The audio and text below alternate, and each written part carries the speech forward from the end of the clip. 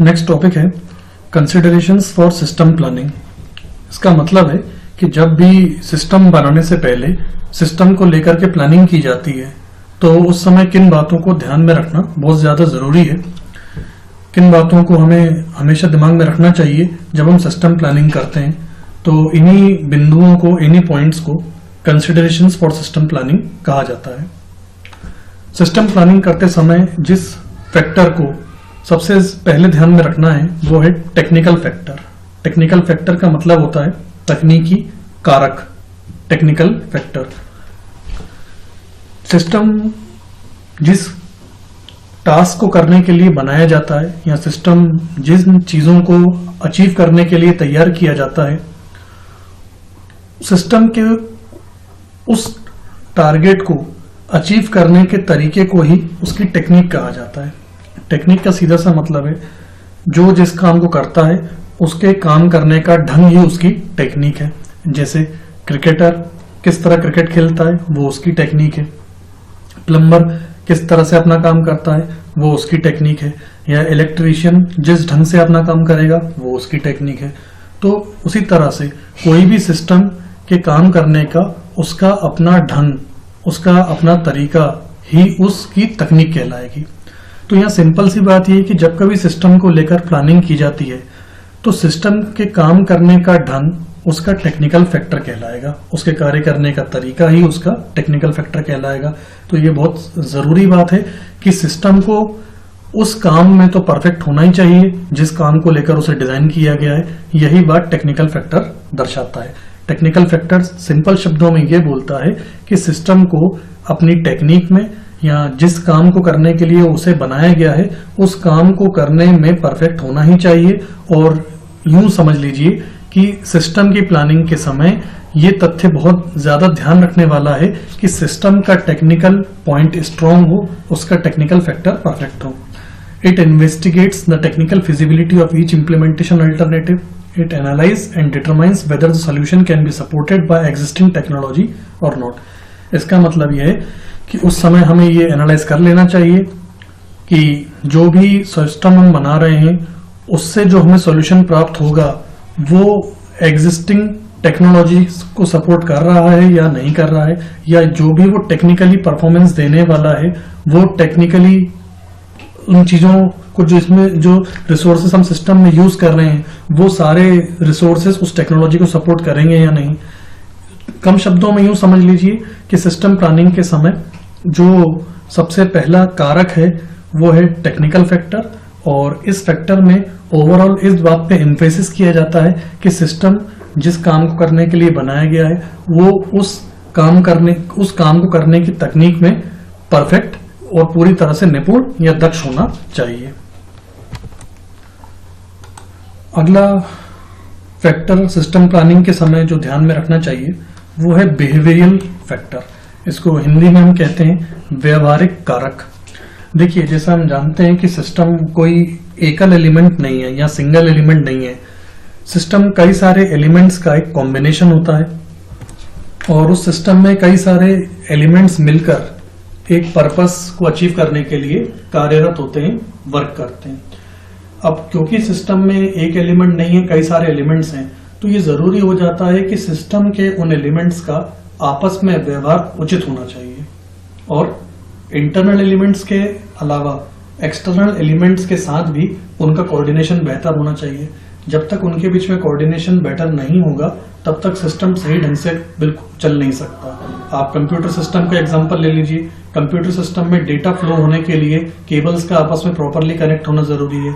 अगर केबल्स आपस में प्रॉपरली कनेक्ट नहीं होंगी तो कहीं भी पूरी तरीके से डेटा फ्लो नहीं हो पाएगा।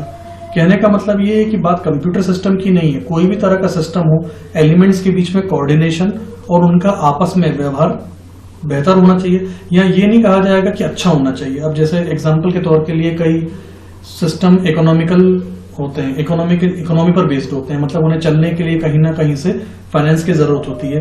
अब कुछ सिस्टम ऐसे हैं जिनको चलने के लिए फाइनेंस की जरूरत है और वो अपने कस्टमर से अच्छा व्यवहार रखने के कारण उनसे पैसा लेना छोड़ दें तो ये ठीक नहीं है। अगर उनको पैसा नहीं मिलेगा, फाइनेंस नहीं मिलेगा, तो वो सिस्टम अपने आप अपना मेंटेनेंस नहीं कर पाएंगे और कभी ना कभी वो सिस्टम चलने में निष्फल हो जाएंगे, क्योंकि वो इकोनॉमिकल बेस्ड सिस्टम है। तो यहाँ पर ये कहना कभी भी ठीक नहीं होगा कि बिहेवियरल फैक्टर बहुत अच्छा होना चाहिए। अच्छा होना चाहिए, बट सिस्टम के रूल्स को लेकर कॉम्प्रोमाइज नहीं होना चाहिए। या ये कहना ठीक होगा कि सिस्टम के एलिमेंट्स का जो भी बिहेवियर है वो उचित होना चाहिए और उनका कोऑर्डिनेशन आपस में बेटर होना चाहिए, भले इंटरनल एलिमेंट्स के साथ हो या एक्सटर्नल एलिमेंट्स के साथ। ओवरऑल ये कहा जा सकता है कि अगर सिस्टम के एलिमेंट्स का बिहेवियरल फैक्टर ठीक नहीं होता है तो कहीं ना कहीं उनमें कोऑर्डिनेशन की कमी होगी, आपसी समन्वय की कमी होगी और वो सिस्टम के पतन का कारण बनता है, सिस्टम के टारगेट्स को अचीव नहीं करने का कारण भी बन सकता है।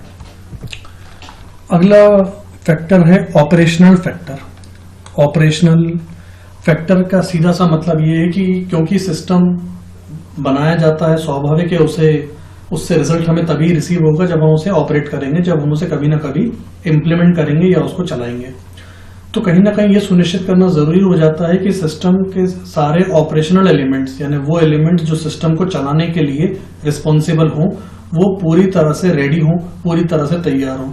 यहाँ पर मैं लीडरशिप क्वालिटी की बात भी करना चाहूंगा, क्योंकि सिस्टम कई सारे एलिमेंट्स का कॉम्बिनेशन है, तो यहाँ पर ऐसे एलिमेंट्स का होना भी जरूरी है जो लीडरशिप का काम करें।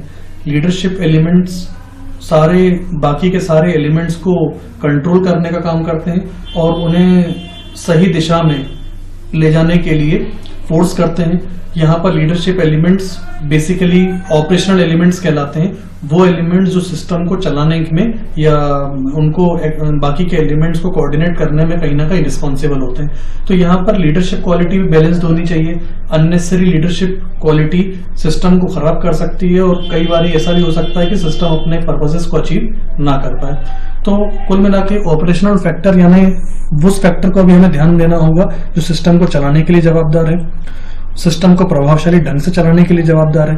ये यहाँ लिखा हुआ मैं बता देता हूँ। It determines whether the system is operating effectively once as it is developed and implemented, यानी कि सिस्टम को जिस तरह से विकसित किया गया है, जिस तरह से लागू किया गया है, वो उसकी ऑपरेटिंग सदैव प्रभावशाली रहे। ये फैक्टर इस बात को श्योर करने के लिए कहता है। It ensures that the management should support the propose system and its working feasible in the current organisational environment. वो ये भी सुनिश्चित करने के लिए कहता है कि जो मैनेजमेंट है प्रपोज सिस्टम का, वो हमेशा बेहतर ऑर्गेनाइजेशनल एनवायरनमेंट प्रोवाइड करे। It analyses whether the users will be affected and they accept the modified और न्यू बिजनेस मेथड्स। जो नई नीतियां सिस्टम के द्वारा लाई जाती हैं या जो समय समय रहते बदलाव किए जाते हैं, वो बदलाव यूजर्स को अनावश्यक रूप से प्रभावित ना करें और यूजर्स के लिए कहीं ना कहीं मददगारी हो। ओवरऑल इस चीज का मतलब यह है कि जब भी कभी सिस्टम प्लानिंग की जाए तो प्लानिंग करते समय ऑपरेशन से संबंधित यानी प्रक्रियाओं से संबंधित गतिविधियों को प्लान करना, बेहतर तरीके से प्लान करना, प्रभावशाली ढंग से प्लान करना बहुत ज्यादा जरूरी होता है और ये सिस्टम प्लानिंग करते समय ध्यान में रखा जाने वाला एक मेजर फैक्टर है। अगला जो सिस्टम प्लानिंग के लिए फैक्टर है वो है इकोनॉमिकल फैक्टर। इकोनॉमिकल फैक्टर यानी कि फाइनेंशियल फैक्टर यानी वित्तीय कारक। बहुत स्वाभाविक सी बात है कि सिस्टम कई बार इकोनॉमिकल नहीं होने के बजाय नॉन इकोनॉमिकल भी होते हैं। नॉन इकोनॉमिकल होते हैं, नॉन प्रॉफिट बेस्ड भी हो सकते हैं, लेकिन फिर भी उनको चलने के लिए कहीं ना कहीं फाइनेंस की जरूरत होती है। देखिए कई बार हम बोलते हैं कि नॉन प्रॉफिटेबल ऑर्गेनाइजेशन है। नॉन प्रॉफिटेबल ऑर्गेनाइजेशन का मतलब ये होता है कि वो संस्थान पैसा नहीं कमाएगा, प्रॉफिट नहीं कमाएगा, लेकिन फिर भी उसे चलने के लिए कहीं ना कहीं फाइनेंस की आवश्यकता होती है। तो इकोनॉमिकल फैक्टर बहुत ज्यादा मेजर रोल प्ले करता है सिस्टम को सही तरीके से चलाने में, क्योंकि देखिए सिस्टम एक बार बनाना ही काफी नहीं होता, उसे लगातार रखरखाव की, मेंटेनेंस की जरूरत होती है और मेंटेनेंस करने के लिए कहीं ना कहीं इकोनॉमिकल फैक्टर ही रोल प्ले करता है, मेजर रोल प्ले करता है। और कई बार सिस्टम में को डिजास्टर फेस करने की भी आशंका होती है। जैसे आपने कभी सिस्टम बनाया, सिस्टम आगे चल के फेल भी हो सकता है, उस पर कई तरह के डिजास्टर्स भी आ सकते हैं। डिजास्टर का मतलब होता है आपदा। जैसे कई बार हम देखते हैं कि कुछ समस्याएं, जैसे कोई हमने मशीन बनाई लेकिन उस मशीन में कोई समस्या आ गई, तो और ऐसी समस्या जिसको हमने पहले कभी प्लान न किया हो या जिसके बारे में कभी सोचा ना हो, तो इस तरह की जो समस्याएं जो हमने कभी प्लान नहीं की हो और वो समस्याएं आना, ये आपदा कहलाती हैं, डिजास्टर कहलाती हैं। तो उन डिजास्टर्स को फेस करने का एक ही तरीका है कि सिस्टम का फाइनेंशियल फाइनेंशियल फैक्टर स्ट्रांग हो, सिस्टम इकोनॉमिकली स्ट्रांग हो, वो इस तरह के डिजास्टर्स को फेस कर पाए। ओवरऑल कहने का मतलब ये है कि जब भी कभी सिस्टम की प्लानिंग की जाए तो वित्तीय पक्ष को ध्यान में रखना बहुत जरूरी है, इकोनॉमिकल फैक्टर को ध्यान में रखना बहुत जरूरी है। हम भी अपना घर का जब बजट बनाते हैं तो कहीं ना कहीं पर फाइनेंशियली हम लोग एक अमाउंट सेफ गार्ड रखते चलते हैं, ताकि कई बार ऐसी परिस्थितियां आती हैं जो हमने कभी प्लान नहीं की हों, तो उन परिस्थितियों को से उभरने के लिए, उन परिस्थितियों को मैनेज करने के लिए हम कहीं ना कहीं उस अपने सेफ फंड का यूज करते हैं। तो कुल मिला के बात ये कि जब भी कभी सिस्टम को प्लान किया जाए तो बाकी सारे फैक्टर्स भी अपनी जगह रोल प्ले करते हैं, और सबसे महत्वपूर्ण फैक्टर है इकोनॉमिकल फैक्टर, कि हम इकोनॉमिकल फैक्टर उसका साउंड रखें, बहुत बेहतर रखें, ताकि वक्त जरूरत पड़ने पर या स्पेशली कभी आपदा आती है तो उस आपदा का प्रबंधन करने में हम समर्थ हो पाए। तो ओवरऑल सिस्टम प्लानिंग के ये 4 बिंदु मैंने आपको बताए, जो 4 बिंदु हमेशा ध्यान में रखना चाहिए प्लानिंग के समय।